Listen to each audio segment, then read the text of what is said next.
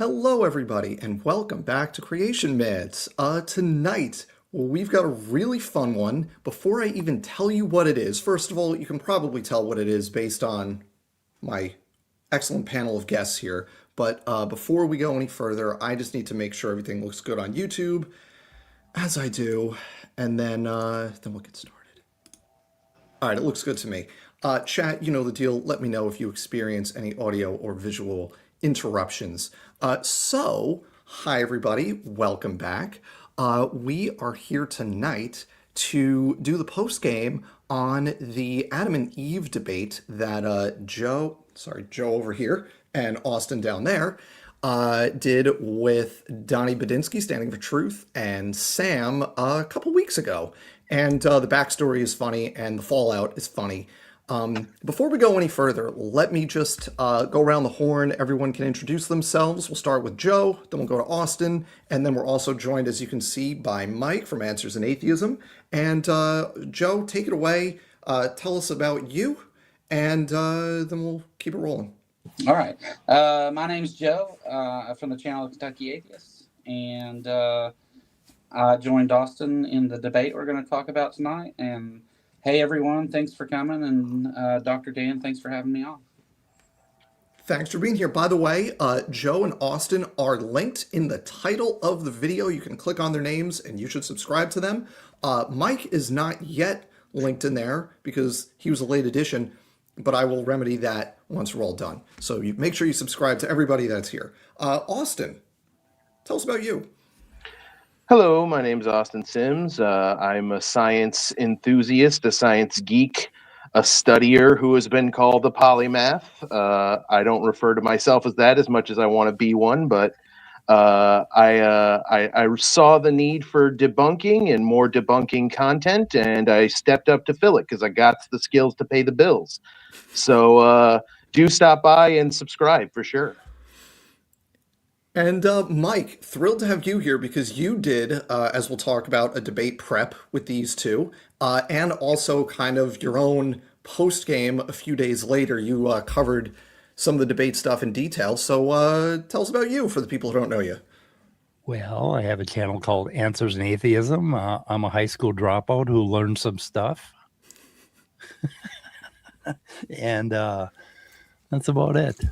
And I think you're being a little modest when you say learn some stuff because he's so excessively humble. I want to be like perfectly clear. You have come onto my channel to teach me things about like the human chromosome 2 fusion stuff and make sure I'm up to date on it. So when you say you've learned some stuff, you're being a little modest there. You have put in the time. Years.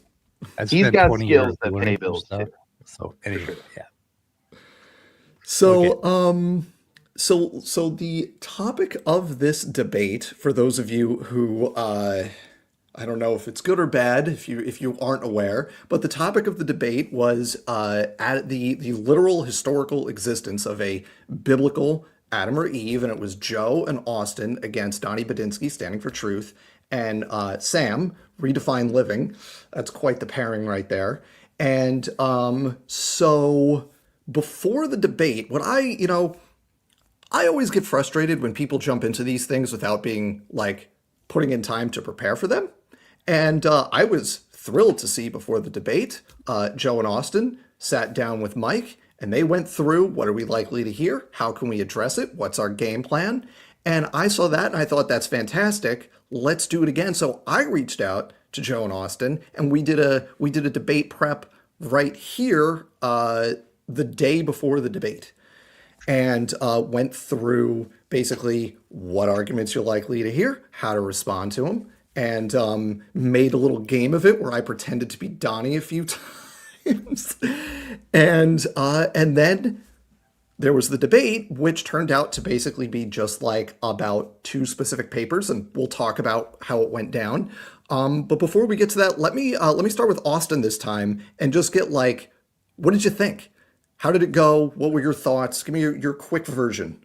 So based on the experience of the debate, your emulation of Donnie, you need to crank the sniveling twerp knob dial way up. Like the dishonesty, it just wasn't there. Like I now know why he won't debate you, and it is truly he fears crossing blades with you, Dr. Dan, and that is it was great to verify that directly personally. And Joe, what was your takeaway here? Well, yeah, he was so upset and mad that we had done this the day before. And the funny thing is even that he knew and seen the video, he still hit every point in that prep that we talked about. Now, he didn't expand on that because he got stuck on one paper whenever I tried to correct him, but he you know, it was kind of hilarious. And there was some other guy there too, but you know. Yeah, there was. I vaguely recall that. Yeah, It theoretically was a 2-on-2. And I noticed that too, because I couldn't watch it live, but I was popping in, and there were a couple times where I heard snippets of what he was saying, and it was basically word for word what we talked about. And I'm just like, we got this. We got it. And it was just for one of you to be able to just smack him down knowing exactly what it was. Yeah. And then Mike, you did a debate prep. So what did you think once you saw the debate? What were your thoughts briefly? Well, if I ever need a lawyer, Donnie is who I would call. He is polished. He's got his rhetoric down, and I think the whole thing was just a stage act. And then he come up with that table, and of course, if you hadn't seen the table before and done prep on it, it looks good. So he kind of looked good in a couple of points, and he is so polished, and he just gallops along. But you guys did pretty good countering him and nailing him down. So, but it's so hard when you're in the fray, to deal with this guy when he is pure Volkswagen salesman, right? Yeah, and he is no, just for hammering sure. you, right? Yeah, like one of the things that was happening was I'm like, okay, he's asked a question. Can I answer now? Oh, no, he's still talking. No, still Okay. going. Can I answer the first question he asked now? Okay, no, he's still talking. He's asked like 4 questions now. Can I answer some of the Okay. Hey, moderator. Oh, shush, let him finish. Okay. Yeah. Yeah. Yeah. And then, Yeah, then he's got that 20,000 page PowerPoint presentation that he's constantly scrolling, and it's so like, that's one of the things that I can't stand. This is just totally an aside, but like you can share during your opening statement if you want to have graphics, but then after that, like, no, it's your face. Like we're talking at that point. Like put your screen away. And that's on the moderator should be controlling the screen. And this is a thing that really I find frustrating because clearly if one person is controlling the visuals during what's supposed to be the open exchange portion of the debate, then that's not a level playing field. And that's, I think, by design that Donnie does that. And it's nonsense. it's part of his feel. It's meant to show how many papers he has, that support him. And he steals that directly from Kent, by the way. That's a Kent Hovind thing of just have the 1,000 slides. You just flip through and make it look like, oh, I've got all this information. Let me find the right thing, right? It's very much part of the show. So let's talk about the actual flow of the debate, what went down, what the arguments were.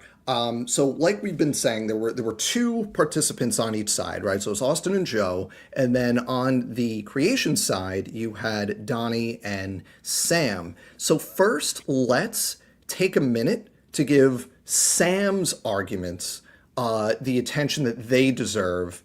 And then we can move on and talk about the papers that Donnie brought up. So Sam first, let's just do that. Okay, so we've given Sam all the attention that he deserves because he's a pre-supper and deserves no attention. So we can move on to the actual point of the debate now. Everyone good? Did we miss anything there? Yeah, no, I think I covered in the debate in my opening. I just said the words rational empiricism, and I was like, that counters your whole opening, Sam, and that was it. I will say there was at one point where Austin, I think it was you, where Sam was just doing his how do you know truth, whatever, blah, blah, blah, blah, doing his thing, and you were just like, thanks, Sam. So Donnie, just like 100%, which is exactly the correct approach. There's just nothing that he's contributing at all. It's amazing how well retreating from his arguments works. Gotta recommend it. It's great. Thanks. Very low effort. The How adults do are you talking. know you're really here? I mean, Right. really. Whoa. Dude, Sam, wow. turns out you're not. That's why we're going to talk over here. Right. Yeah. He's not. Yeah. Pull So, up a cuck chair, Sam.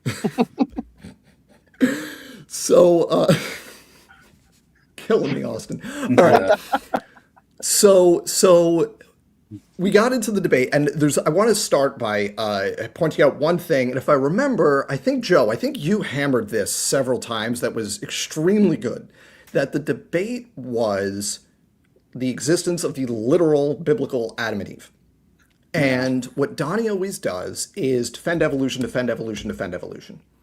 Right? Put you on the defensive. You need to defend. And what you did, and Joe, I think it was you in your opening and several times thereafter, was like, it is your job to defend the proposition that these two people literally existed when you say they existed. Like, you need to provide affirmative evidence for that, not just poke holes. And so many people participating in these debates just don't do that, like, at all. Yeah, I mean, they asked for the affirmative on it, and that was the thing that I wanted to point out. You asked to be here to talk about this topic, and Austin and I talked about Adam and Eve 10 times more than they did, and we didn't even really get into it because they never brought up anything to do with it. It was Yeah. Go at evolution, go at atheists, whatever. They didn't talk about it at all. And Petite Flower has the answer why, because they got nothing, right? It's all they have is we're going to misrepresent and we're going to try to poke holes. That's the strategy. And by reiterating repeatedly throughout the debate, like, you're the affirmative, you need to defend it, that's excellent because it shows that they can't, right? Also, I just want to answer this question right here. Didn't watch the debate. Did Sam get pissed you ignored him, or did he just shut up and let Don? Oh, he was so mad. A little column A, a little column B. He for sure got pissed, and he did kind of lean back and let Donnie handle it. Somewhere about 3 or 4 hours in, I finally decided to ask him a question because, after the debate, they have an open panel and just basically goes forever until there's nobody but the asylum members left.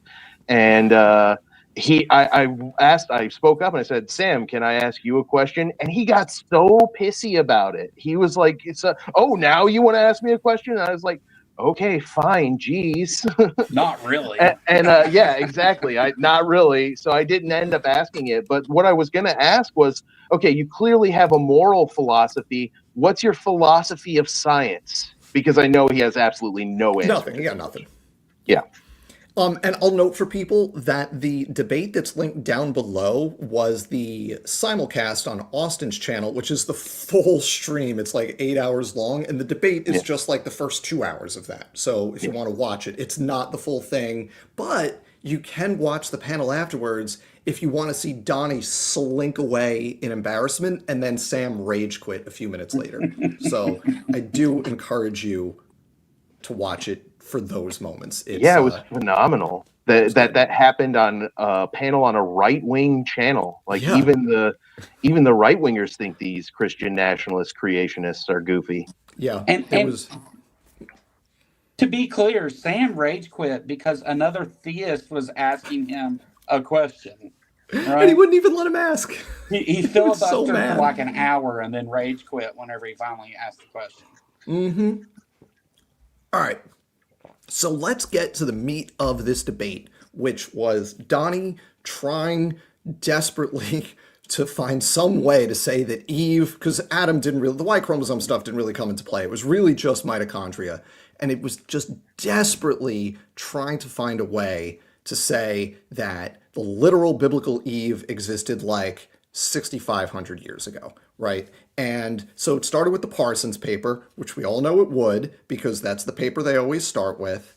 And then it got weird. So, I think when you both talked to Mike, and then also with me, we talked about the problems with the Parsons paper, that it's single generation, it's just the control region, and they didn't weed out somatic mutations. And you put those three things together, useless as far as your long-term rate calculations. So then Donnie, and I think Joe, I think it started in an exchange with you, brings up this paper, Helgeson 2024, and says, well, that's a multi-generation pedigree study. And we use that to support our, whatever. And at that point, nobody knew what Donnie was talking about. So can I get from either Joe or Austin what you were thinking when he said that? Because obviously that's not one of the papers we covered in our prep because it doesn't exist. Yeah, I might be a psychic because that's exactly what I was thinking, Dan, is that whatever paper he's talking about doesn't exist. That was exactly it. Yeah. Yeah.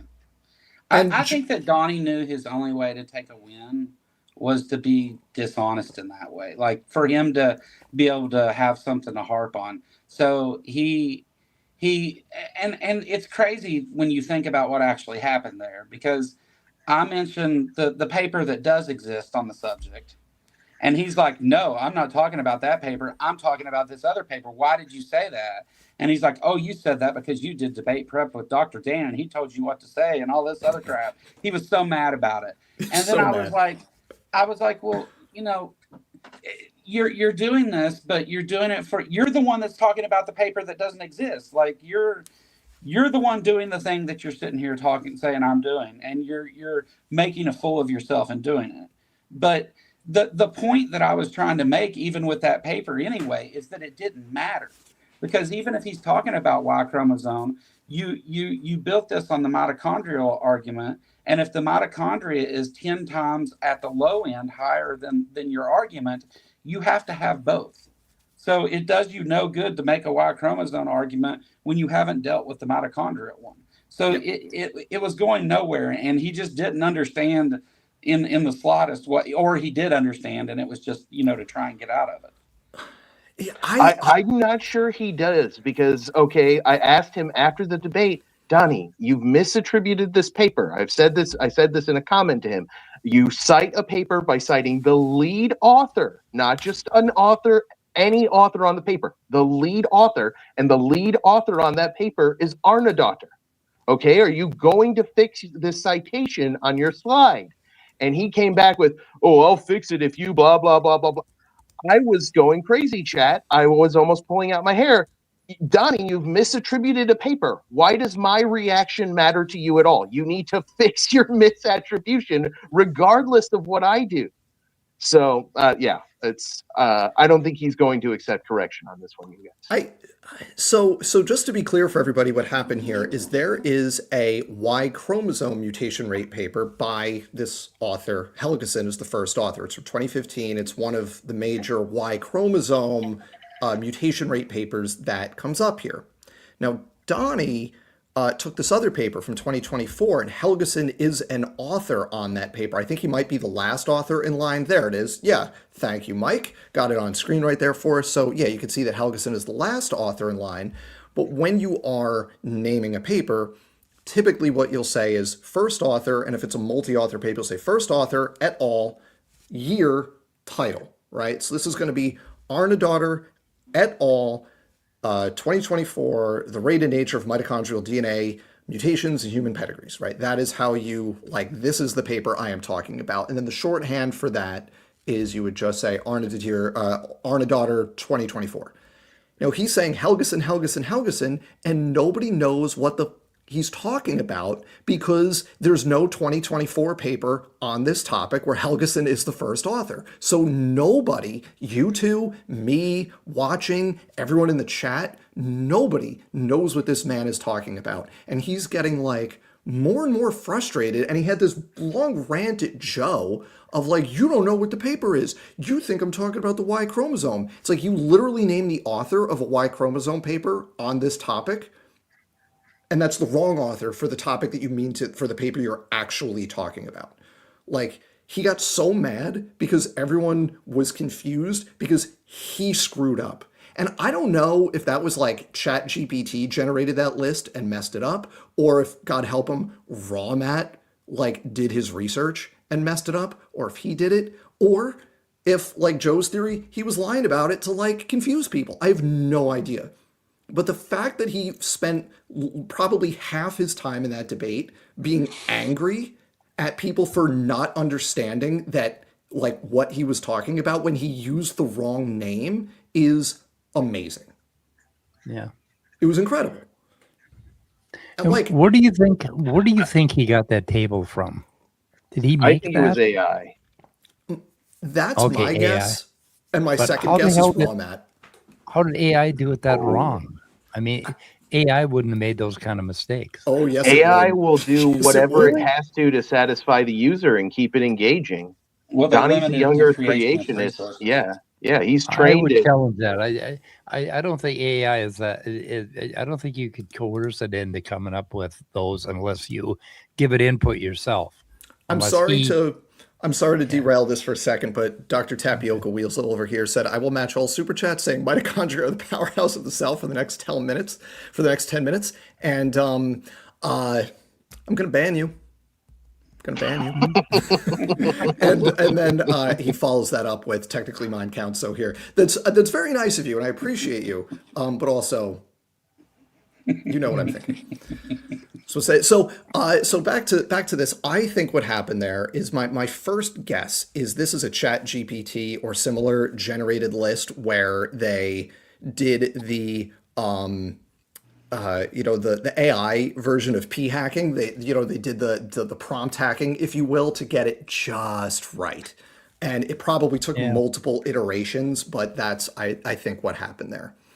yeah, coming up with the numbers like that Sudyol paper, that would have been hard because that one was 0 mutations, and Right. And they calculated based on if we saw this many generations and got 0, then you draw that distribution, what's the maximum rate it could be and still get 0. yeah. Creationist math, man. It's and like Yeah. that's what they did in the paper. But then the problem is they're taking that rate and extrapolating it backwards as though it's a straight line forever. Which like we've like literal data where we know the year and you can document it and it makes a curve. Like the graph looks like this. It's in the Soares 2009 paper. The graph is a curve. It's not a straight line. And that's not inferred. It's not based on evolutionary assumptions. It's literally just we have a point that's a number with a year associated with it. And when we plot all those points with years, you get a curve. Like, but again, like you said, creationist math, right? We're gonna take one number and we're gonna make it a line and pretend that that's okay. Creationist math is kind of like how many angels can dance on the head of a pin? 7, because purple tastes like octopi on Sundays, and that's supposed to make sense. Look, I mean, we joke. Well, you know what? They're gonna be doing this now. God damn it! Just is lean into it, mitochondria the Dan. powerhouse of the cell? Mitochondria, the powerhouse. Now It's people are less just going to fun be doing for them if you pretend to enjoy it. I appreciate the musical one because if you put the music notes, I have to sing it, right? That's the rule. So I like how we're having two separate comments. We're talking about the debate and also people doing this to me. They're still going. Icarus is here now. Mitochondria, the power of cell, and AIG is a bag of Richards. There we go. I appreciate it.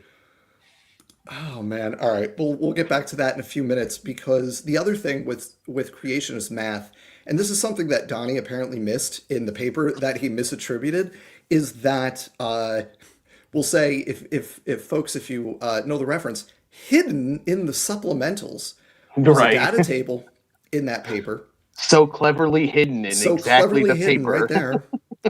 Was a data table in the Arnaudotter 2024 paper that had just the raw mutation rates. It was just like whole genome, D loop, hypervariable region 1, hypervariable, like it, boom, boom, boom, boom, boom. And it was reported the correct way. And creationists love to do this where they, even if the paper doesn't give you a per generation rate, they'll translate it to per generation.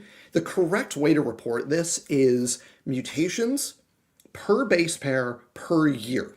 And the reason you do that is to normalize for generation time.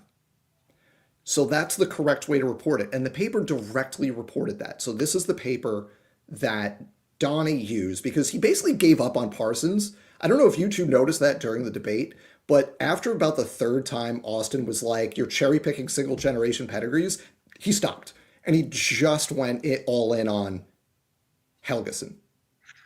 Yeah.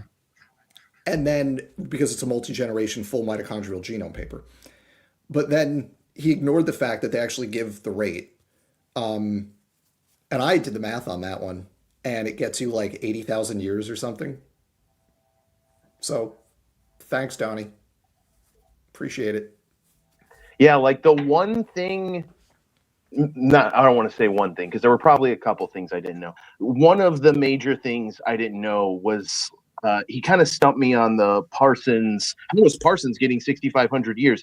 Is it just that Parsons is using 10 as the maximum divergence? Do I have that correct? I forget exactly how Parsons did their math, but it kind of doesn't matter because as somebody, and I forget, Austin, if it was you or somebody else, was arguing with Ramat in the comments of one of those damage control videos, which, by the way, we'll get to the fallout in a few minutes. Oh yeah, Because there were a that'll be bunch. fun.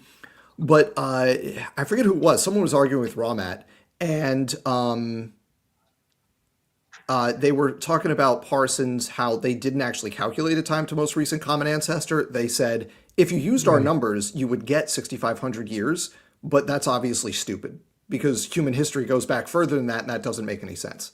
So Yeah, but did Parsons actually do that in that paper? I thought it was another paper or a ICR article where they actually did that. And then from there on it became kind of like history, right? Parsons says it in the paper. It's a little He section does. of the paper where they say, 6,500. this is if you took this rate and extrapolated it, you get 6,500 years. And then, but then creationists love to stop there because the rest of the paragraph is that's obviously incompatible with recorded human history. Right. Yeah. Like, we know when migrations happened, so you can't have a most recent common ancestor that's more recent than when the migrations happened. So, Yeah. right. I know creationists that we always leave talked out. about it. I know that when we talked about it, we said he might try to take the average instead, which the calculation changes. If you do that, instead of doing 60 times 33 times 23, you would do 20 times 33 times 23. And that gets you to 15,180. So if you did 10, that would get you to around 6,500 if my math is right there, That right? would- Or no, that would be 7,500. They can fudge that. They can Yeah. play with like the generation time. Jeanson does that. He plays with generation times and says it was 15 years for part of human history, like in one of his supplementals. But that's where I found that little gem that he doesn't advertise, but that's in there. That's Nathaniel Jeanson from Answers in Genesis. So you can, once you get below 10K, they can finagle it to get it where they want it to Right. be. So maybe they did do, maybe it was 10. That's what I'm assuming. Because yeah, the even math if you do works the out. average, it doesn't work. Right. They might be doing 10 based on the average divergence in the D loop specifically. Is it this paper here? I observed Yeah, that's the one. Parsons 97, yeah. I can't find 6,000 or 6,500 in this paper. Well, so I don't know if control. So the PDF of that paper that I have is not searchable because it's so damn old. Oh, I have a searchable one, so and I It's- can't find it. It's in there somewhere. Yeah, it's definitely that one because I recognize that table and that figure. Yeah, and then the next figure has the family tree with the Amish family. Yep, It's in there. It's yeah, it's there. I don't know where, but it's there. My version's not searchable. But the point is, like, the authors, Parsons et al., don't calculate a time to most recent common ancestor. They say if you use this number and did, you would get this anomalous year, and that doesn't make any sense for all these other reasons. And creationists, of course, just go, you had me at 6,500 years, and just ignore the rest. Yeah. Right? The young Earth ones, yeah. Yeah. And I will say, there are young Earth creationists who will acknowledge that the numbers don't work out for them. Dr. Rob Carter has done this. He had a video, I think it was last year, where he was like walking through a park by where he lives, this beautiful park. And he gets to the end and he's like, yeah, the numbers don't quite work out. We have to figure out a mechanism. And it's like, oh, okay, yeah, thank you. Yeah. So there are like young Earthers who, you know, do it correctly. And isn't Carter one of Donnie's favorite sources? Because I remember him bringing him up like 3 times in the debate. There's a Carter mitochondria paper that's a legit peer-reviewed paper that's relevant to this. Yeah, and that's another great Trojan source because it shows that there's strong selection. And as both of you hammered them on multiple times, if there's selection, the rate slows down. Yeah. Which, like, and I just remember near the end, Austin, it was like, okay, you get 2 minutes and then you get 2 minutes. And you were just like, here's 9 reasons you're wrong. Like somatic mutation, selection, background, so which they still don't know what background selection is. I saw a thing with Raw Matt. He doesn't know what it means. Like Donnie was like, what about background selection? And Raw Matt was just like, didn't describe it correctly. So they don't know. They literally don't know what's going on. It's hilarious. So before we get to the fallout, Mike, you did some research into that table that Donnie showed. Do you want to share with everybody what you found about all those supposed mutation rates that support a young Earth? Real quick before we move on, guys, I think one of the really positive fallouts of this debate, misattribution gate. Make that a thing, okay? Make that a hashtag that you plaster on Donnie's channel on his wall. Or a chant Arna daughter at him. Arna daughter, Arna daughter. Make him fix that fucking paper. I'm sorry about my F-bomb, but fix the paper, Donnie. Fix it. Fix your table. They may have. I think they might have in one of the cleanup their mess streams. I think they may have corrected the table, which that would be good. If nothing else, we'll at least know the paper that they're claiming incorrectly supports their case when the data that are directly in the paper actually refute them by 74,000 years. A little bit. It's a little bit off, Donnie. Just a little bit. You should check those. You should just run those numbers a second time just to be sure. Which, by the way, folks, we'll get to it after. I want to hear what Mike says about this table because he really went like each of those like 10 or whatever papers, went through them all at one point. But we'll get to the fallout after this, and like we can sit here and just like have a good time about it because as far as I'm concerned, the debate speaks for itself and YouTube don't have anything you have to clean up after, which Donnie and Matt apparently don't feel that way. So yeah, there's some post-debate stuff on the other side. But Mike, what do we have here? And after we do this table, then I see a bunch of super chats. I'll go through those. Thank you, though. So Mike, mitochondria is the He-Man of the cell. An absolute epic is playing out in your live chat right now, and it's all about the mitochondria. We'll get there. Yeah, so I just went through it, and I used ChatGPT, and I have mine trained to talk to me with some sense. And I could not find anything other than the Parsons paper that actually supported the number that he had in his table. So I have no idea how he came up with those numbers. And, some of these they're not even talking about the pedigree rates. There's heteroplasmy and disease gene pedigree study, sequence control. Let's see, what is this one? 1 per 33 transmissions. Okay, that one kind of checks out. Yeah, Parsons 1997. But in Sudyal, they found 0 mutations. And I think that's the only one you really need to look at to realize that Donnie just made shit up on this table. And I don't believe that you could get AI to be this stupid. I would have to be shown. Yeah, anyway, any number is a lot larger than 0. Yeah. So that's a pretty big leap.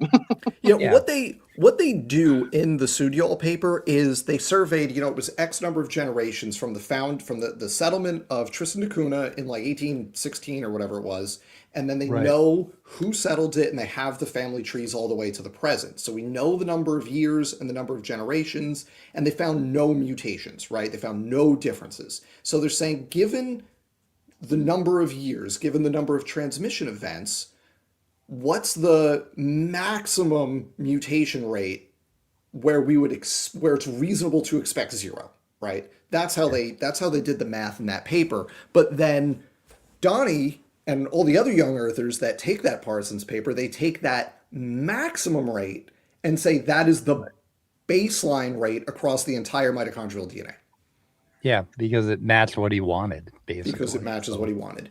And they'll say, "Oh no, it's a D loop thing." Then calculate it using the rest of the mutations. Because if you yeah. do that, and it's 1 per 30 whatever generations is what they always One per do. 33. Yep.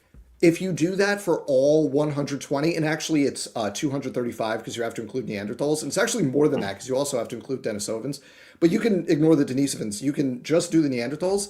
You need to account for 117 mutations per lineage. And so if you take your 1 per 33, one mutation per 33 generations for 117 mutations times an average female generation time of 23 years, you've destroyed your young Earth timeline. So Yeah. they can't do it for the whole genome, even though that's what they have to explain. They have to explain all the diversity, and they don't even realize that when they take that rate and extrapolate it to the whole genome, it totally blows up their game. And in that table, there are a mixture of control region / D loop papers, the non-coding part, and whole genome papers, and they don't distinguish. They just lump them all together, and it makes no sense. Yeah. And then there's this. Let's see if I am not I'm not really well versed in this mitochondrial DNA problem, but this came up with I think it was Hen et al. They came up with these different areas where we know when it was settled, and so we have some way of calculating the substitution rate. And the interesting thing about this, there's Mariana Islands, and I think it was 13,000 years. But these are the let's see, the scaled age, and then they come up with the rates, and the rates get smaller and smaller as you get longer and longer terms, right? So 68, which is exactly what we curve. would expect, right? Yeah, the curve. Yeah. So I mean, it shows it right there, and yeah, that's pretty cool. Anyway, but yeah, the other thing was let's see, per generation time. So I just want to be clear, Mike. What you went through all those papers, and none of them actually say directly what Donnie says they say, except for Parsons, right? which gives a direct one mutation per X generations rate. All the rest, I mean, there's the Howell paper, which was a disease inheritance study. Yeah. We're gonna extrapolate a disease inheritance study for the entire human population. Are you kidding me? Like, does anyone need to explain why you can't do that? Like, it's comical. And then there's a bunch in there, like Connell 2022, and then Arnadaughter 24. Sudyal, I think, was on the list. There's a bunch in there that when you do the math, it refutes the thing he is claiming. It's a bananas list of papers. Well, Donnie does that. We talked about during our prep on both channels that if we actually went and checked the sources that Donnie gave for these things, that we would find that they're either not talking about what he's saying, or they're come to a completely different conclusion that doesn't support anything he's saying. And so what he did is he crammed them all into individual arguments to where there's no way to fact check him on all of them at the same time. That's what they do. Yeah, that's one thing we both could have done better in the debate. Is I should have been checking those sources while Joe was talking, and vice versa. We could have used the 2-person format to our advantage better there. I think we did okay, but that in every debate there are things you can pick out afterwards that you can prove on. That's what makes you a better debater. So next time we'll remember to do that for sure. Go ahead, Joe. Go ahead. I wasn't really pleased with my performance in the debate, but I was pleased with how Austin and I worked together on it, right? Because, Austin's addressing many of the things that we talked about and the things that he knows well. And I'm continually trying to hold their feet to the fire of, okay, actually talk about the subject here. And together, those two things worked really well, I agree. But absolutely. But yeah, there was room for improvement. And I really like what Austin said there about having like that complementary style, right? Of I'm talking, you could be kind of in the background doing fact checking. You're talking, you could be kind of in the background, right? That's really useful. And I actually have in my notes that one thing that I took out of this is going into a debate like this, having like clearly defined roles for each person is really, really useful. So like, Joe, you're right, and I think to some extent, based on your prep show with Mike, I think to some extent this was planned, and to some extent it just worked out kind of fortuitously. That Joe, your role was excuse me, this is the topic we're supposed to be talking about, and you're not. And every time you start to drift, I'm going to be like, you're not doing the thing you're supposed to be doing. Like, you're distracting. And then Austin was just like, and here's why you're wrong about it.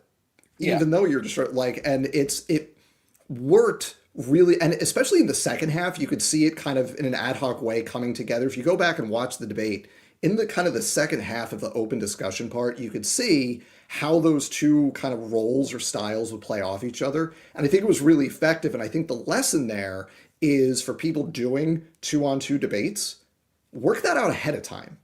And that way you could really effectively bounce off each other and keep them in a box. Okay, on the table. Another good example, real quick. Let me get Austin, and then we'll go to Mike. We both helped pivot away from Sam multiple times. Yes. Joe helped pivot away from him, and I helped pivot away from him. It was really useful. Yep. Yeah, in the future, when Donnie pulls a table like that out of his butt, okay, the first thing you ask is, what is the source of that table? And then if he said, I made that table, then say, okay, pick line number 1. I was in the chat screaming about the Helgeson papers, because I couldn't find that one. Yeah. But I mean, there is no way in real time to check all of those papers that he put in that table. And so what you should have done is put his nose right into the first line and said, okay, do the calculation for us. Show us in the paper how you got the calculation. And Donnie would have been like, that would have shut him down right away. So what he's done is he's put together this presentation that makes it look like he's got something, and that's all he's got is the look of having something. Okay, there's nothing underneath any of the things that he brings up ever. So anyway, in the future, nail him on that shit. What a source for that table. Where did you get that table? So anyway, that's all I got. I like it. I was so busy trying to pivot away from misattribution gate to debating the actual subject. And I think I did so successfully by pivoting to Y chromosome divergence. Yes. So there was a little bit of Y chromosome stuff on there, wasn't there? And they talked about the structural thing. And if I recall, you kind of nailed them on the double standard of 100%. Every other comparison is just a sequence comparison. Why are you doing a structural comparison for Y? Oh, wait, we all know why. It's because it gets you the answer you want, right? That's like, use the double standard to get the answer you want. Yeah. And that was a teeny little part, but it was really, I think, effectively done. Yeah. So I got a couple questions in the chat here that I just want to go over real quick here. So we've got Tapioca Weasel saying, what is the Helgeson paper? And then could you guys go over how they misused the Helgeson paper? And so what happened was it's actually, Mike, could you put it back on screen? Because you had it up a few minutes ago. It was the Arnadottir 2024 paper. I think it was looking at Icelandic pedigrees, deep pedigrees in Icelandic families. So we know like 100, 200 years ago, like where the common ancestor existed and the exact family tree. So we know the number of years, survey the number of mutations, and calculate a rate going back however long. Donnie was using this paper to try to support his argument, but he was citing it as Helgeson 2024, and nobody, Joe, Austin, could find it. Mike in the chat, me, nobody knew what the hell he was talking about, because Helgeson 2024 mitochondrial DNA doesn't exist. That's not a thing that exists. And everybody was very confused, and no one knew what the hell he was talking about. Helgeson's the last author, so he's like down on the list. That's That's usually the guy that's running the thing, right? The last one. Oftentimes, the last author is what you call the senior author is last. Yeah, okay. So, like in for example, if you got a paper that's written by graduate students, it'll be like graduate student, faculty member, right? Will be the last author. If it is two people, if it's two people, that rule doesn't always work, then it's just the first author is the important one. Like for me with Zach Hancock, it's Hancock and Stern Cardinal. I'm not the senior author on that paper. I'm just the second guy, right? But if it's like a long list, typically the last one is the senior author and is sometimes what you call the corresponding author. So like it's the person that if you have a question about the paper, that's the person you email. So that may be what they're doing, but we may just be being too generous to them. And I did a quick video on this, so I'll just take a minute and just share my Excel screen here because I did a quick video on this, like on the numbers on this paper, and it's not great for Donnie because they report the actual mutation rate in the paper, like directly. And so here's those numbers. So you need to account, if you exclude Neanderthals, you're just dealing with like living Homo sapiens, you need to account for 60 mutations because the maximum divergence is 120, so 60 per lineage. If you deal with Neanderthals, it's 117 per lineage because the maximum divergence is 235. And then it's almost 400 if you include Denisovans, so you have to account for 193 in each lineage. And that's assuming equal numbers of mutations in the two lineages, which is the most generous assumption for creationists, because if it's unequal, then one of them is going to be more and it's going to take longer. So this is the rate that is directly reported in that paper, and that's per base per year. That's in supplementary table 3. So we have the mitochondrial DNA size, the number of bases they sequenced from the paper. You just multiply them, and literally I'm just doing math here. So you just multiply those together to get the total mitochondrial mutations per year.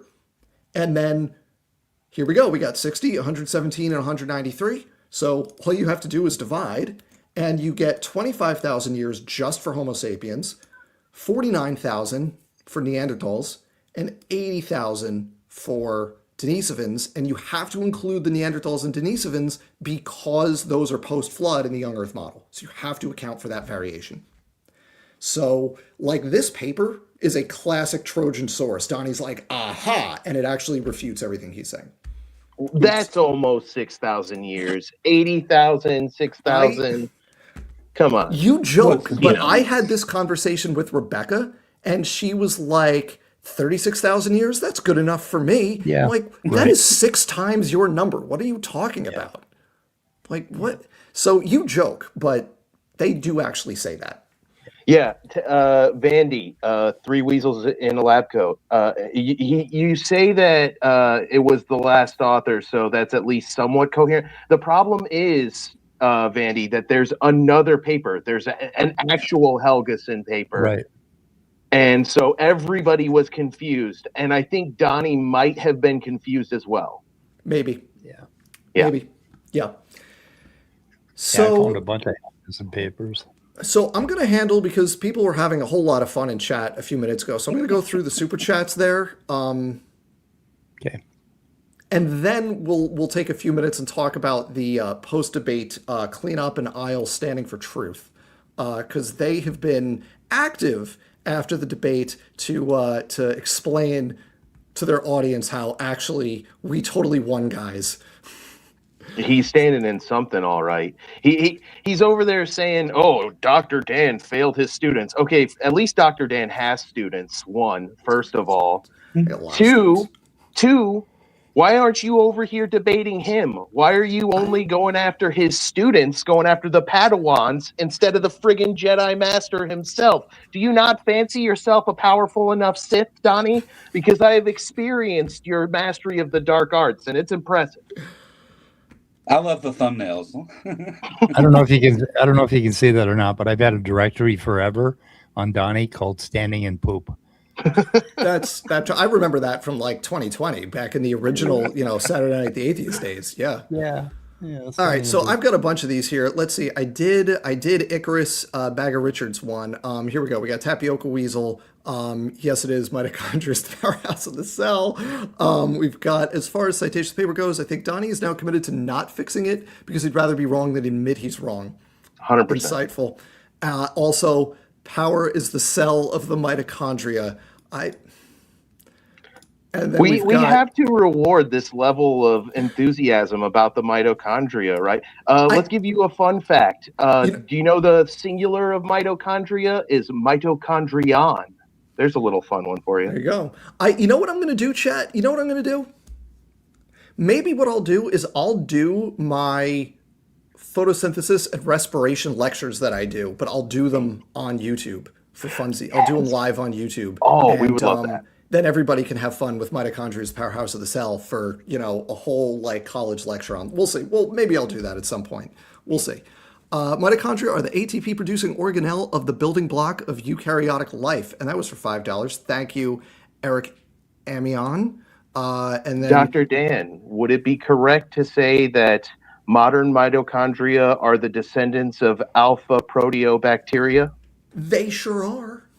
That's right. and their sister taxa based on genetic similarity, not genome structure, are extant alpha proteobacteria. But if you did it the way Donnie wants to do it with the Y chromosome, this is actually a great comparison because we all can just look and see like mitochondrial DNA, alpha proteobacteria. But the mitochondrial DNA is like 16,000 nucleotides, and the alpha proteobacteria is, I think it's over 1 million. Like, it's a bacterium. It's big, right? But no one's saying that the sister taxon to mitochondria are viruses because their genomes are the most similar in terms of their size. That's stupid, right? Everyone can tell when you compare the sequences what they're most. God, it's so frustrating that they think they can get away with that and no one's going to notice. Back to Tapioca Weasel. Tapioca Weasel, this is very generous of you. You didn't have to play this game, but I appreciate it. You didn't have to. Wait, I can't keep referencing the thing in my own super chats. Okay, that's 2 + 2 = 5. I should be caught up. I appreciate it. Yeah, he's in here doing math. He loves And then we that. got Cheetah for 10 euros. I love this type of content where we defecate on pseudoscientific nonsense using actual knowledge. Also, mitochondria, the powerhouse of the cell. Got me again. Mitochondria contain circular DNA. Another little fun fact There for you you. go. 0.78, 6, hey. So if 1, 2, 3, 4. Tapioca Nice. Weasel referenced himself. Wouldn't that go into like an infinite loop? Or It would be an infinite loop of stuff. Yeah. Isabella Tracer for $4.99. Dan, you've ever been so annoyed to receive so many donations? The mitochondria is the powerhouse of the cell. I look, you're all being very generous, and I want to emphasize that please don't feel like you should be doing this. I certainly appreciate it. I appreciate all of you. This is also hilarious, honestly. This is hilarious. Okay, and then he said, Tapioca Wheel said, the window is closed, no more trolling. I appreciate all of your trolling. We're having fun here. And I should make member emojis. I should do that. You're right. I should do that. And it'll be a mitochondria emoji. That'll have to happen. Yeah, you need a sign that says, we'll talk about mitochondria for money. Just a little I do. I talk about There you mitochondria go. for money. All right, let's get back to making fun of Donnie and Sam because they deserve it. For sure. So there was some fallout from the debate on the Standing for Truth media platform. I think they did 3 post-debate videos. There were a number of shorts. There might have been a live show. I don't remember if Donnie and Sam did a live, or I know Donnie and Matt did a premiere, and then there was something else. There were several. Does anyone know exactly how many there were? Because there were several. There was a lot. So I didn't keep track of the actual number because like I think I have a heuristic in my head that says that if he does like 4 shorts about a debate you had with him, that means you did a pretty good job against him. You got under his skin, and made some arguments that he didn't like or couldn't handle in the moment. And he did like at least 4 or 5 shorts and like 3 full-on streams about it. So I know this debate got under his skin bad. Yeah, there's there's actually a couple of, I don't know if anyone's familiar with the comedic Twitter user Drill. Anyone know who I'm talking about? No, I don't think so. He's got a couple of relevant tweets here that I'm gonna see if I can find these and share them real quick. Hang on one second. I got one here that's useful. Here we go. This one comes to mind, and then there's another one that comes to mind. So let me just show this because the number of post debate like let's go through the debate and like correct everything kind of stuff, it really struck me of let me just see if I can grab it here for you all real fast. Because I didn't plan to show this, so I just had to download it real fast. But it's here. It's the I'm not owned tweet. And if you know that one, then you know what I'm about to show you. I just have to find where I downloaded it real fast, which I will. Yeah, the live chat during the debate and the live chat during the Cope Fest streams he did afterwards were all cooking him. It's wild. Like I can they see were cooking why. Sam I can pretty see why bad. that happened. Yeah. I'm gonna find this just a second. I have it. It's just like I just downloaded a picture and I'm just trying to find the picture and it's here we go. There it is. There it is. We're gonna put that on screen. There you go. I'm not owned. I'm not owned. As I continue to insist, as I slowly shrink and transform into a corn cob. Yeah, that's the vibe that I'm getting from a lot of these, where especially the one with Raw Mat, where they went through and it was a premiere, not a live show, so they have no excuses. But they just like didn't address the actual arguments. And first of all, they made a funny. I think that was the one they made a funny thumbnail with me in it instead of you two. Mm-hmm. As though they debated me. So I made a post of like, by the way, I did not participate in this debate. Like, not my circus, not my monkeys. This is you two having an issue. And by you two, I mean Donnie and Matt. I don't know why you're dragging my face into it, but they AI'd me to make me look very angry. And yeah, you know what? He has vanquished you in his imagination so many times. And it's honestly impressive at this point. Like, that was kind of Sam's whole shtick. I've never seen somebody declare victory after accomplishing absolutely nothing so many times. The debates that he has had in the shower are very one-sided. For sure. Those are very one-sided debates that he has in his head in the shower. Those are, yeah. Never loses. So I've got some other screenshots here because there were some really funny conversations going on, and there's two I specifically want to highlight. And if anyone wants to point out anything else as we're doing this, please do so, because I've got. So first, I want to show this one here. Hang on, I need to switch my screen. Take me a sec here. I'm a professional. I'm all prepared to do all this stuff. Here we go. Here it is. Back to this window. There it is. And we're going to put this guy on screen real fast. So somebody, this is a creationist crybaby here, commented that Austin nailed it when he pointed out the cherry picking. And Donnie's response to this was 3 comments in a row. And that one made me think, like, my response to this was another one of those tweets by that same guy at Drill was this one. And another thing, I'm not mad. Please don't put in the newspapers that I got mad. That's the energy that we're getting from all of this. 100%. Right. But then the other one here that I want to point out, which is from Raw Mat. I have to find it in here. Here it is. This one struck me because somebody pointed out, like, hey, you messed up the math. Like, what Austin and Joe was saying was correct. And I want to just highlight this for everybody as just a watch this space, because, folks, I don't know if you know what happened last time Raw Mat claims he wrote a paper, but it was amazing.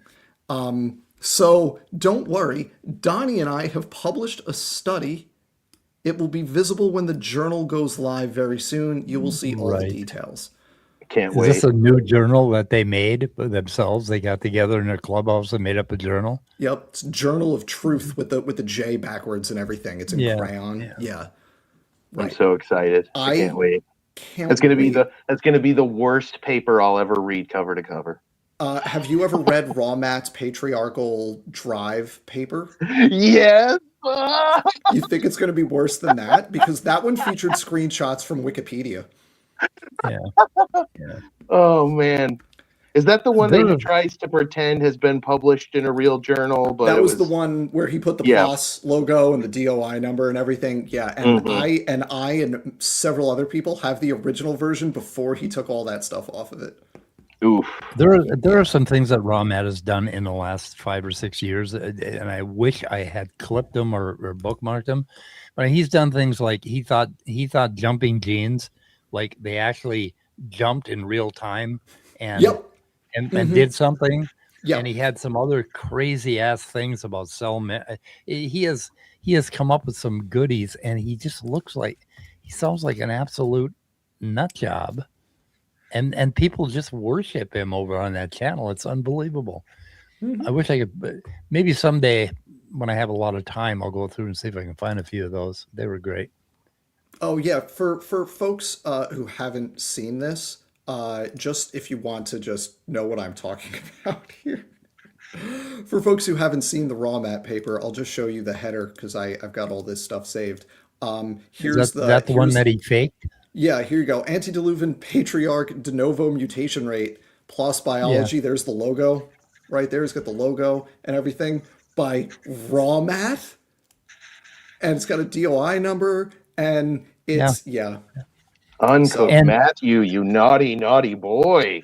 amazing. And you know what's cool? I don't know if that happened on my channel.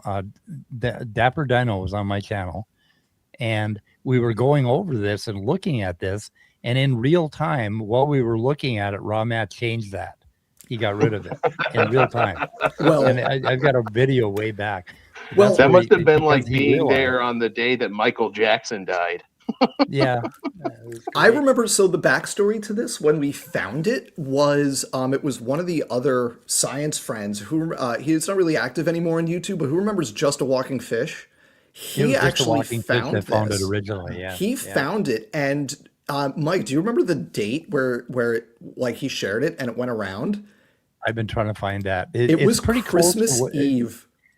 Oh, Because Merry Rawmat It was a Christmas miracle. Absolutely. Rawmat was bragging about it on Standing for Dude's channel, and Walking Fish was in the chat, and he caught it. And he caught it. Yup. And Then we looked and, at it. and the original Google Doc was editable, and I have saved on my Google Drive a copy of the edited version with everyone's highlights and edits. It looks like a Christmas tree. Oh, wow. It's just the whole thing is rainbow. sure. There's not a word of original text left in that paper. It's amazing. And it's not even by, like, he didn't even put his real name on there. What does now, the Bible say about being dishonest? Does it say it's a good thing and think that there was like something God's in okay there. with it, or I think there was something. I can't in remember. There was something about it, but I can't remember. That's probably not important.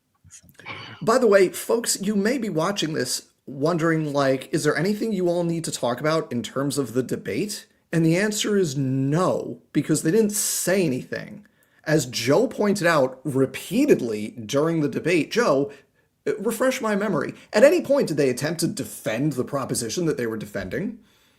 No, they asked for it and never brought it up again. Yeah. Just never, not even, because Donnie has his script, just like Kent has his script, and that's what we're going to do. I have something we can talk about.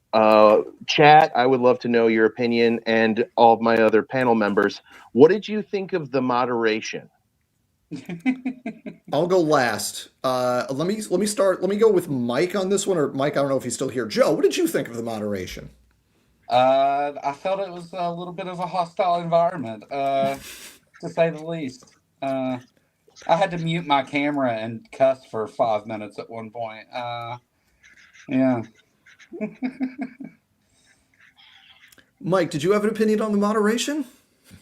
I think there was one point where they tried to intervene, but other than that, it was pretty bad. It was pretty hostile. So yeah.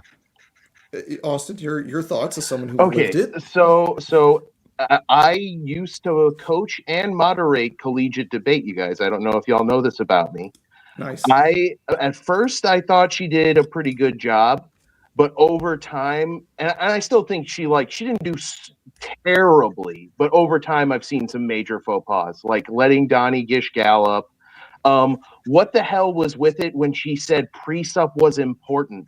Like, Sam doesn't Yeah. need your training wheels, lady. Right. At one point, Donnie says, Sam, why don't you tell us how you feel about this? Right, yeah. And I was like, what are we doing here? Like, You want me to get some rando in there and see what they think about mitochondrial DNA? Yeah. Like, yeah. yeah. Yeah, I thought the moderation was shit, personally. I thought it was awful. And then we get into like the later part, and she just drops the R slur casually, and I'm just like, what are we doing? There's another platform I'm not going to go on now. And then I did some homework, and it turns out she's like a right winger. I'm like, God, why are all these debate platforms run by right wing weirdos? Like, what the hell? You know, it's just, yeah, I thought there was, It is, she is right wing, but because she has a debate platform on, she talks to lots of left wingers, and she's friendly with plenty of them. So. There were, and in the post game show, there were a lot of lefties in there. And it was really funny that it wasn't one of them that made Sam rage quit. It was a theist that made Sam rage quit. It wasn't one of the other people who were like actually hostile to Sam. Was not the person who made Sam rage quit, which was hilarious. Sam, Absolutely. just right to 11, couldn't help himself like a child who just right to no, you can't have more ice cream, and they're throwing a tantrum. Couldn't even hear what the person was saying. Yeah, I did not appreciate the moderation. He got mad at me in the middle of his rage quit. He was like, Joe, you could just say whatever you want. And I was like, I didn't even say anything, man. What are you talking about? Like, you're catching strays because he's mad at this other guy. It's like, Right, yeah. it was so we covered kind of what happened in the debate. Sam did his thing and it was worthless, and I think handled perfectly. Donnie, his major contribution was spending literally half an hour harping on the wrong attribution, and just getting it wrong and getting progressively madder at people not understanding him because he said the wrong thing. And then if you go through like the comments on all the videos afterwards, he's still blaming other people for not understanding him, even though he's the one who like repeatedly named the wrong person. I think there was, if I will say, most of the time in these debates, progress is not made.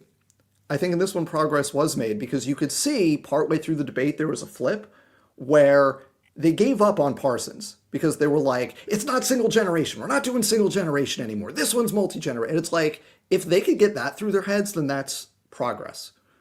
Like, that's moving the ball. And I think there was also, sorry, go ahead. No, I just want to say, I think if that is the case, like, we'll see what happens going forward. But if they kind of start with the more recent multi-generation papers, then that's like a significant bit of progress that was made in that debate. We'll see if it happens. I think progress was made in that maybe Donnie is backing away from Sam now. Like, he saw just how useless Sam was. So he brought out Raw Matt. He was like, crap, okay, well, for this post-show cleanup, this Cope Fest, I'm going to bring out somebody who actually has something to contribute, Raw Matt. Which bring out the big guns. Right, yeah, Yeah, exactly. he hasn't much of an You're improvement. less than Raw Matt, buddy. Oh, man, that's got to hurt. Yeah. So I have sorry, chat, you're all being very funny right now, and I just want you to know that I appreciate just how funny you all are.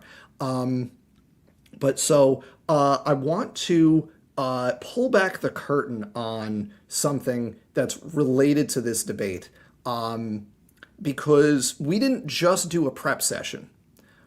We also, I actually prepared a document. I prepared a document of like, at the top of the document was just like, here's like very quick, like reasons that they're wrong. And you guys nailed that stuff during your openings. Like, I think Joe, you were like, most recent common ancestor isn't the first thing. Most recent common ancestor isn't the only thing. But like, you went through this laundry list of things. And then we also had like, here's what we expect them to say, and here's how you can respond to those things. So I actually prepared this document for you two to utilize as appropriate during the debate.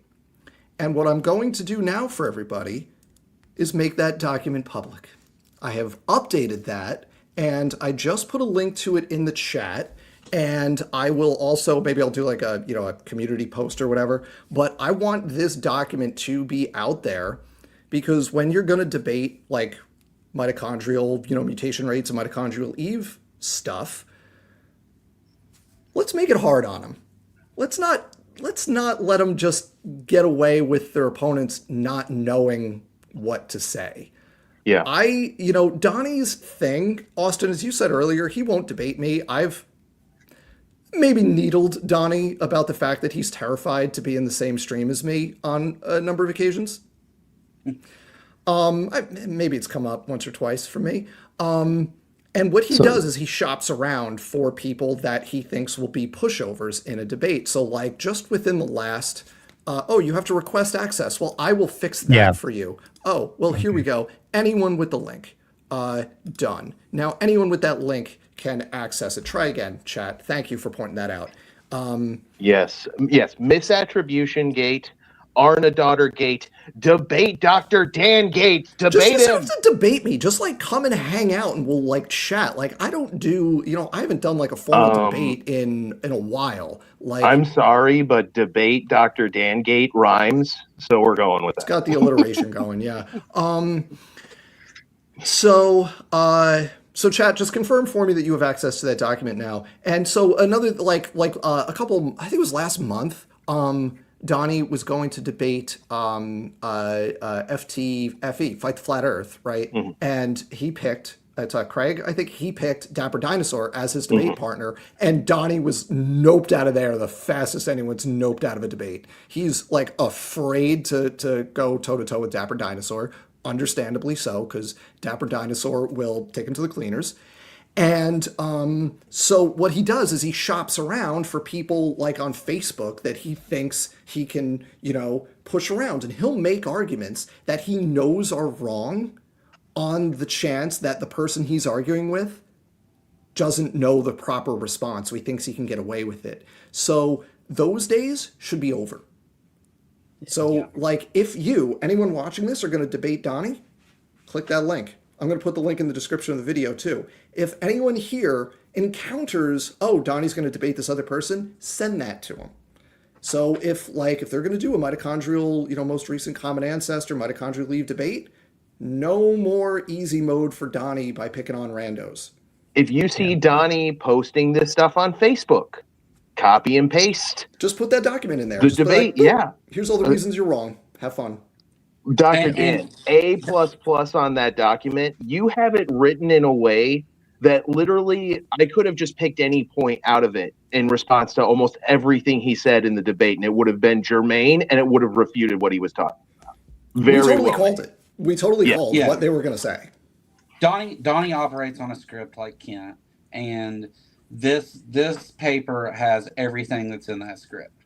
And so if you use this, no matter how you decide what tactic you take to deal with Donnie and his behavior, but like the things that he says are note for note in this script. It's like taking a test with the answer key.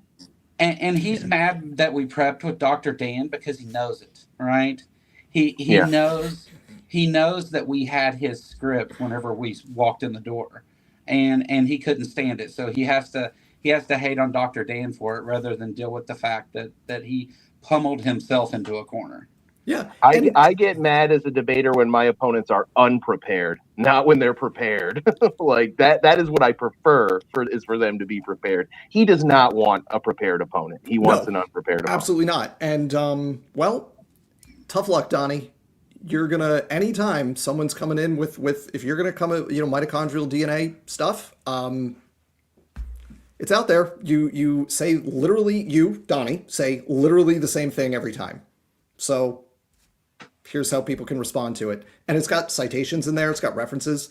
And they'll say this, and then you can say this back. It's all in there beat for beat. And so he's afraid to debate me. He's not going to be able to get away from debating the things I would say. Yep. Access it, read it. Debate by proxy. I actually crunched some of the math that helped me get a handle on it. You could look up some of the papers and read those. Interact with it a little bit until you get a handle on it, so you understand what we're talking about. Because a little effective understanding of this is all you really need to shut Donnie right down. Mm-hmm. And I will say, watching the debate, when I went back and watched it, there were a couple times where Donnie said something that we prepped, that we knew he was going to say, and Austin, you had ready to go. Oh, that's boom. You did this, and it's wrong because of this, and also this. And he got nothing because he just has a script. So he cycles back. He does the Donnie Deals fallacy of, but have you considered A? Yes, and I just explained 3 reasons why it's wrong. Thank you. And I don't know if you noticed, but me and Joe tried to needle in the like Dr. Dan told you in 2021, like Dr. Dan told you in 2023, like Dr. Dan told you in 20. There. We got him like 3 or 4 times on that, and I like to imagine that I saw a vein appear on his forehead when we did. Yeah, Donnie, I know you're going to watch this, so I just want you to know that anytime you debate this from now on, it was me. Sorry. Yep. And we'll try to share right around so more people are aware of it. So yeah, just get it out there, and hopefully people debating this topic will use it, or they have to start debating different topics, and then we'll just make another one for those because they always say the same things anyway. Next, we can do rust on a car or vehicles make nested hierarchies, like whatever. It's all the same. It's always the same nonsense, right? So how long are you guys going to go? We'll call it soon. I think we're just about done because we don't have, unlike some people, we didn't have a mess to clean up. Yeah. Yeah, this is a victory lap for us. I mean, yeah. They use single generation pedigrees, which, oh no, we don't. Okay, great. You're using somatic mutations, no response to that, which I forget which one of you pointed that out several times, but it was just like, you're using somatic mutations, no response to that. The actual numbers in the papers they cite refute them. Background selection means you can't focus on the D loop. Also, it's non-recombining, so you can't focus on the D loop. You have to use the whole genome. Like, this is easy. I don't think we ever got a response for mitochondrial most recent common ancestor isn't the first member of a population, isn't the only member. We never got a response to that. And that blows up his whole argument right there. Even if it did work out the 6,000 years, that doesn't mean that there was just Adam and Eve. Yeah. It starts, right. It starts before then. And another thing in there is how even if you get ignore the fact that the most recent common ancestor isn't the first, it's not the only, right? Ignore all that stuff. Ignore all the somatic mutation, ignore all that stuff, right? That's just for the mitochondrial DNA. What about the rest of the chromosome? What about all the nuclear DNA? That's in there too. That necessarily has a more distant most recent common ancestor. And Dr. Joshua Swamidas has actually done the math on that, even if you assume 4 created alleles instead of 1. So it's the time to most recent 4 alleles instead of time to most recent common ancestor. And the time to that is 500,000 years unless you assume supernaturally accelerated recombination rates or supernaturally targeted recombination sites. Man, that's only like 100 times the timeline we're looking for. It's That's only not a that big couple of orders of magnitude. It's really fine, actually. Rebecca would accept that one. It's fine, actually. But how do you know anything? We got a question from Andrew here. What if they propose you can only use the mutation rate in the D loop for the max number of differences in the D loop specifically, not the whole genome? It's non-recombining. You can't isolate the D loop from the rest of the mitochondria. It's It's a non-recombining region of DNA, and you can't extrapolate the D loop rate back linearly because selection operates on the D loop, even the neutral sites, because of background selection, because it's non-recombining. So if you have selection operating in the other 93%, that's going to reduce the variation in the D loop as well, which slows down that substitution rate. That's Dan's beautiful doctor level explanation, or you can just say selection linkage.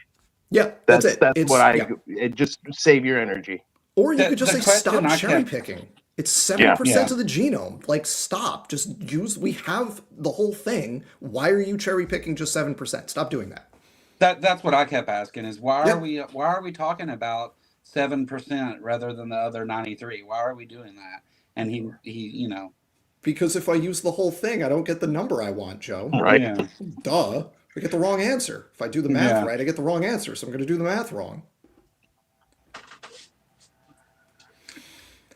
yeah. Does anybody have any closing thoughts on this saga of the debate? The prep sessions, the debate, the fallout, the repeated cleaning up after themselves. Let me start with Mike, and then I want to hear from Austin and Joe of just like big picture. What did we learn from all of this? What's our takeaway here? Don't debate Donnie.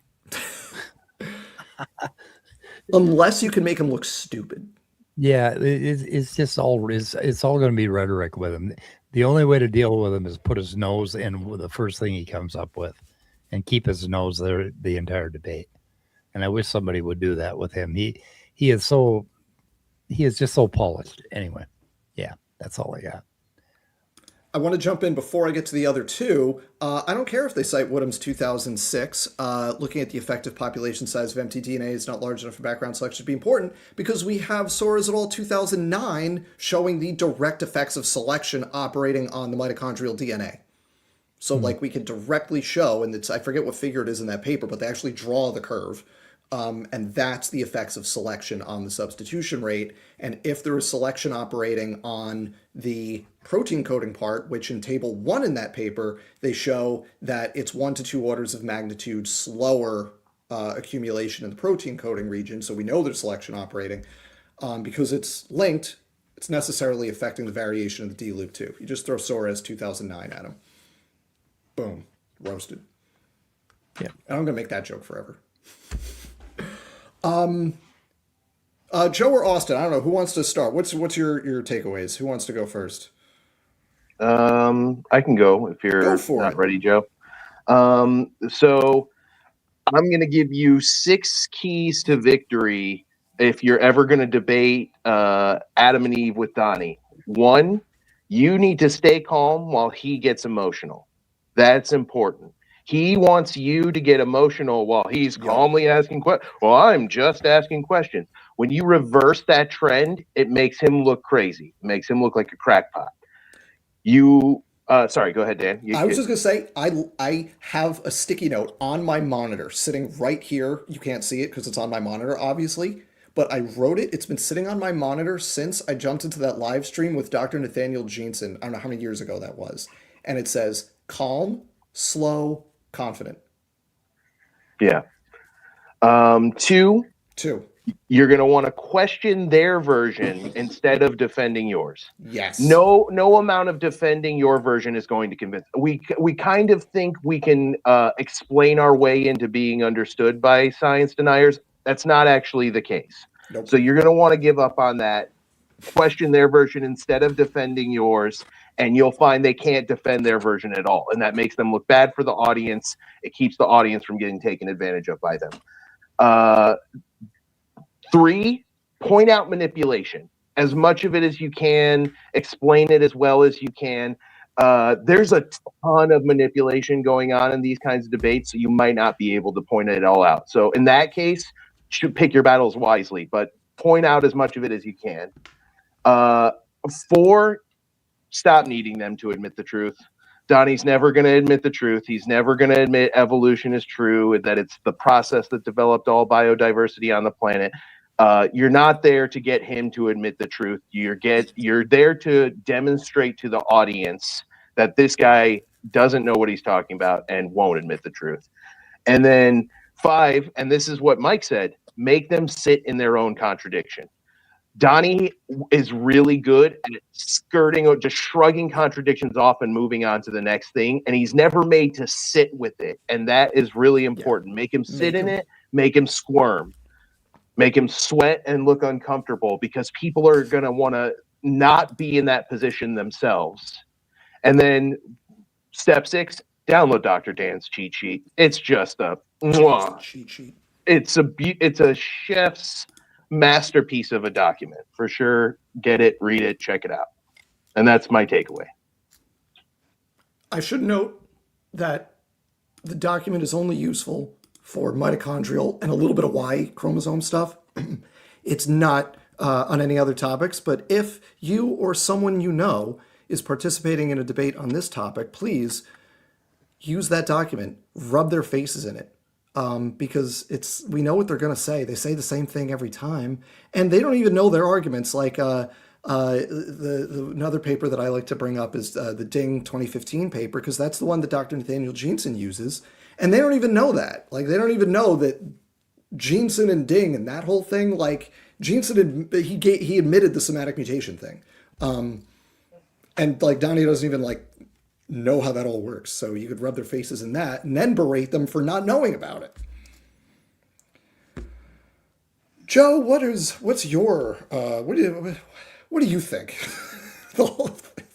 I have a few takeaways, and the number one thing is that it may not seem like the fun, provocative debate that everybody is used to with these creationists, to continue to make them defend the thing that they're claiming. They want to shift the burden of proof and try to make you defend evolution or atheism or whatever the case may be, and continue to hold your ground on it. And this was my first real like 2v2 debate, and Austin and I started to kind of find our pace towards the end of it, and we kind of used that together. But if you force them to play honestly, they can't play. If we would have said, "Hey, Donnie, we'll give you all of that stuff that you said. We'll give it all to you. Now explain to us how it is that you come to the conclusion that the most common the recent ancestor is the only one of the population." He would have still went on and said the same stuff because he has nothing. So force them to stay on topic, recognize when they're getting off topic, and don't let them shift that burden onto you, because you don't have to defend evolution against these folks. You just keep them, they make the claim, make them defend it. It's not as fun as some of the debates where everybody gets mad and argues, about evolution. It's not that. But it makes them look crazy, and it upsets them to the point to where they can't function. Donnie stuck half the debate on one paper that he was completely wrong about, and the other half of it rambled and wanted to look at his PowerPoints that said the same thing. He was just reading them at that point. Yeah. Like he had nothing. So, and Sam. Yeah. We gave Sam all the attention his arguments deserve. Yeah. As did you two during the debate, which was so perfect. That, of all my favorite, like, there were so many things that I liked. Just completely brushing off Sam every time he talked might have been my favorite aspect of it. Like, there was a lot that I liked, but that might have been my favorite.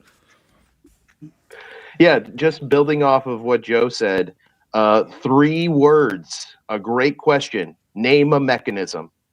Use that one. It's a great one, because 90% of the time you're going to get dull, vacant stares. They don't actually think about a mechanism, right? Yeah. They're defending their ideology. They're not thinking about things in a scientific manner. Yeah. But yeah. That's it. So I got a couple super chats here to get through. I've got from T Flower, $5. Thank you. This is the hardest I've ever laughed in a live chat. I will say I do not have much of a poker face. You all have seen me, especially when I'm talking to creationists. As the saying goes, my face has no indoor voice. But there have been a few times where my live chat has been really, really funny, and I've had to hold it together. And I just want you all to know you're all very funny, and I appreciate it. But this one was good. Speaking of, during the debate, Joe, you laughing while Sam was droning on was killing me.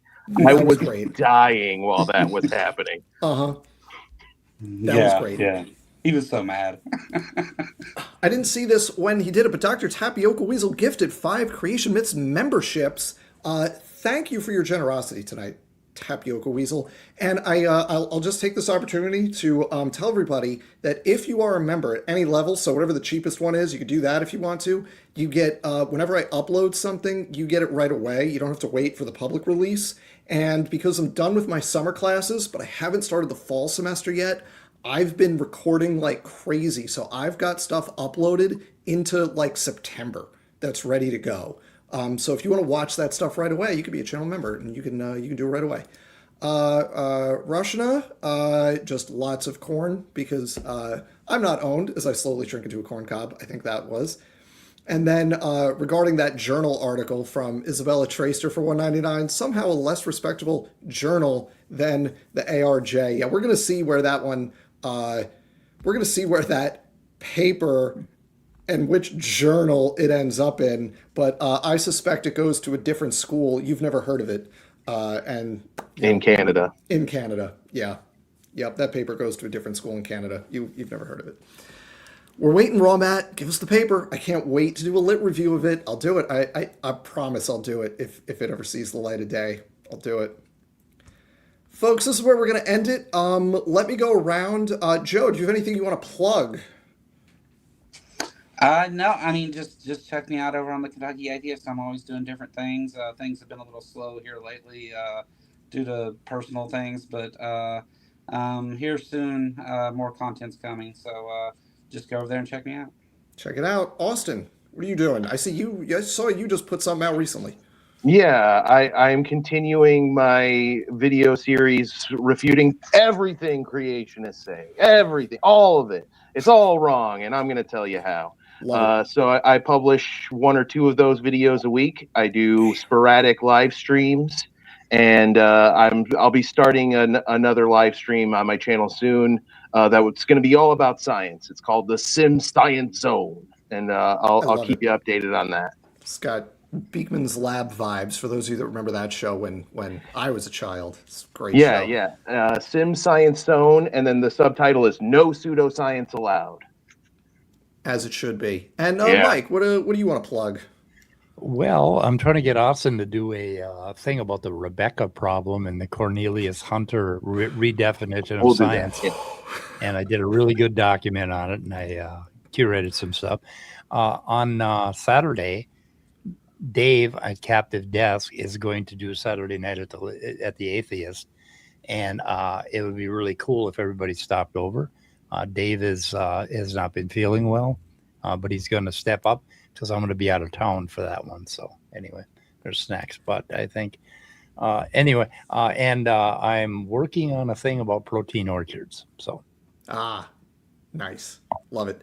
And I have a bunch of stuff. I've got a couple entries in the how to defeat this specific creationist argument, quick and easy. I've got 3 of those that are set to release over the next several weeks. I think I got one next week, and then I'm doing something else the week after. But then there's throughout August and September, I've got 3 of them queued up and ready to go.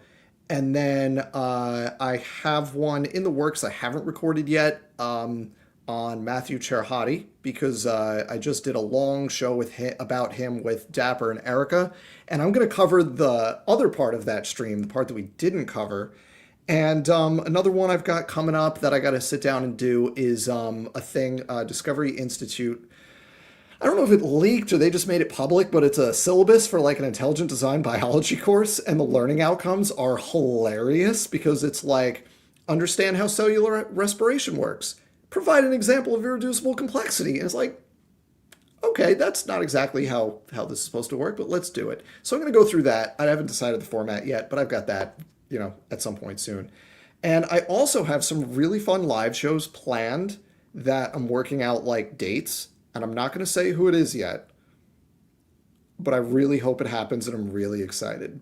And I'm not going to say who it is, but once I get a date, I'll set it up, and I'm really excited. Oh, and I got another stream with Dapper and Erica coming up on the 16th. We're doing it, and I'm hosting that one.